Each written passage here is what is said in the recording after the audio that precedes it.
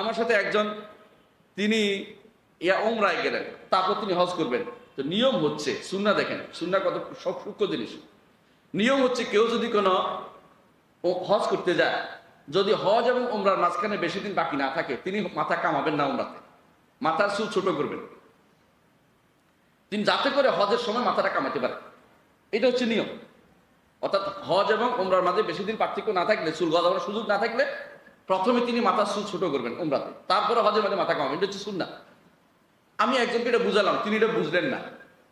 তিনি কি করলেন, মাথা কামাই ফেললেন। কেন? তিনি বউর কাছে ওয়াদা দিয়ে আসছেন মাথা কামাই ছবি তুলে পাঠাবেন। বলেন এটা সুন্নাহ মোতাবেক কাজ হয়েছে নাকি? না, এটা তার মনের ইচ্ছা প্রকাশ করলেন। তাহলে তিনি ইত্তিবা করলেন, হাওয়া প্রবৃত্তির অনুসরণ করলেন। এখানে রাসূলুল্লাহ সাল্লাল্লাহু আলাইহি ওয়াসাল্লামের সুন্নতের অনুসরণ করেন নাই।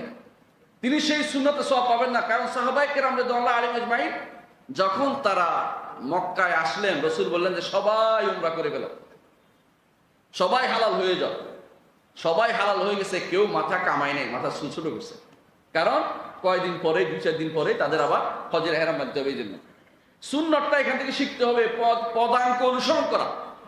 কোন কাজটা রাসূল করেছেন সেই কাজটা শিখতে হবে, জানতে হবে।